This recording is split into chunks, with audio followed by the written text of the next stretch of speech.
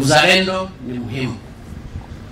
Lakini niwaombe pia na wanasiasa ambao wameshindwa kucontrol midomo yao, na saa nyingine wanazungumza hata mambo wasioyajua. Unakuta mwanasiasa anazungumza, anasema hawa watu wamekaa mno lock up. Anashindwa kuelewa hata ndugu zetu wa Marekani wale wabaya walikaa Guantanamo miaka kuliko hata mwaka mmoja. Lakini wanaposhikwa hawa watu ambao wanahusika na mambo ya ajabu katika nchi, kuna watu wamekufa kule zaidi ya 35, maaskari zaidi ya 15,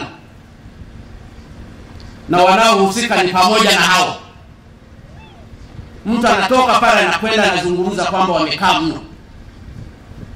Unaweza ukaona by implication kwamba huyo lazima anahusika kwa njia moja au nyingine. Wasitufanye tukafika hapo, kwa sababu wataumia. Wajifunze kufunga midomo yao wakati serikali inafanya kazi yake. Hii na send message kusudi wa Tanzania waelewe tuna mambo makubwa katika nchi hii tunayoshughulika nayo. Na ndio maana imekuwa ni mzaa tu. Unakuta saa nyingine mnashughulikia rasilimali za Watanzania zinavyoibiwa. Unakuta mtu mwingine anapinga hadharani kwa sababu amepewa vijisenti. Ninawaomba Watanzania wote bila kujali itikadi za vyama vyao, tutangulize maslahi ya nchi yetu. Hujasimama hata siku moja Kurani watu wanaokufa huko. Halafu natoka mwanasiasa kwa kutaka tu sifa za kisiasa. Hujalaani watu wanaokufa. Na bahati mbaya wanaokufa ni wa chama kimoja tu fulani. Unasimama hadharani unasema hawa watu waachiwe. Nataka polisi mfanye kazi zenu.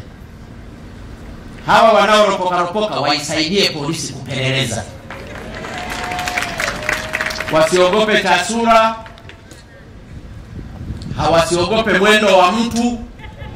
Hawa na mwendo wa spidi, wa kukimbia, wa polepole, atayaeleza vizuri atakapokuwa mle loka.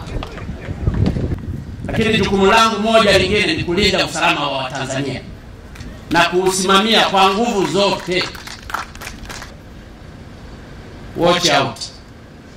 Maendeleo haya tunayohangaika nayo yanakuja kwa sababu nchi hii ni salama.